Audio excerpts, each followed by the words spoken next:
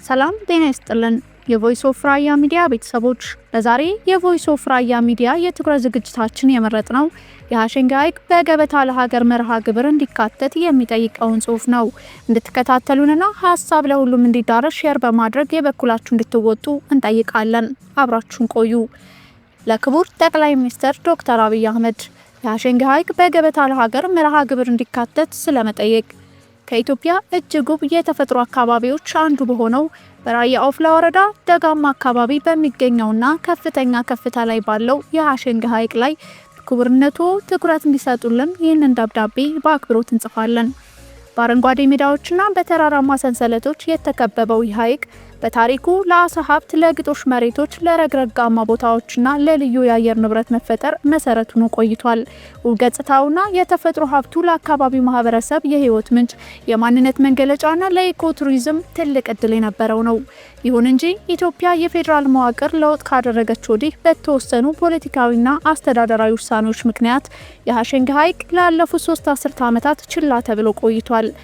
ሐይቁ የሚገኝበት አካባቢ የነበረው የአስተዳደር ሁኔታ ቀጣይነት ካለው የአካባቢ ጥበቃ አስተዳደር ውጭ እንዲሆን በማድረጉ ያለምንም ተቋማዊ ባለቤትነት ጥበቃና ኢንቨስትመንት እንዲቆይ አድርጎታል።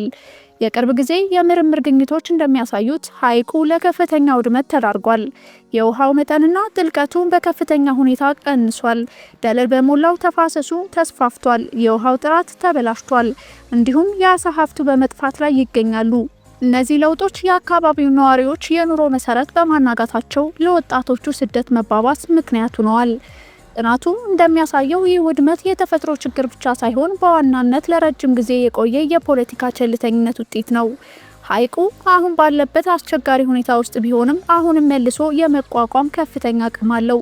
በዙሪያው ያሉት አረንጓዴ ቦታዎች፣ ክፍት ሜዳዎችና ባህላዊ ፋይዳው ሐይቁን ለስነ ምህዳር ማገገሚያ፣ ለማህበረሰብ የኑሮ መሰረትና ለዘላቂ ቱሪዝም ማዕከል እንዲሆን ለማድረግ ምቹ ያደርገዋል። የሀገር ውስጥ ኢንቨስትመንትን በማንቀሳቀስና ጥቅም ላይ ያልዋሉ ሀብቶችን በማልማት ረገድ ስኬታማ የሆነው የገበታ ለሀገር መርሃ ግብር ይህንን ሐይቅ ለመታደግ ወቅታዊና ትልቅ እድል ነው። የሐሸንጌ ሐይቅ በዚህ ፕሮጀክት ውስጥ የሐሸንጌ ሐይቅን በዚህ ፕሮጀክት ውስጥ በማካተት የተጎዳውን ስነ ምህዳር ከመመለሱም በላይ የአካባቢውን ኢኮኖሚ ያነቃቃል። እንዲሁም የልማት ስራዎችን ቀደም ባሉ ፖለቲካዊ ውሳኔዎች የተገለሉ አካባቢዎችንም ጭምር እንደሚደርሱ ጠንካራ ብሔራዊ መልእክት ያስተላልፋል። ክቡርነቱ የሚመለከታቸው ተቋማት የሐሸንጌ ሐይቅን ሁኔታ ገምግመው በገበታ ለሀገር ማዕቀፍ ውስጥ እንዲካተት አመራር እንዲሰጡልን በአክብሮት እንጠይቃለን። ይህንን ሐይቅ ማነቃቃት ተፈጥሮንና የሰዎችን ኑሮ ከመመለስ ባለፈ ኢትዮጵያ ለአካታች ፍትሃዊና ለአካባቢ ጥበቃ ያላትን ቁርጠኝነት ዳግም ያረጋግጣል። ከላቅ አክብሮትና ምስጋና ጋር ለክቡር ጠቅላይ ሚኒስትር ዶክተር አብይ አህመድ ከንጉስ አምባው።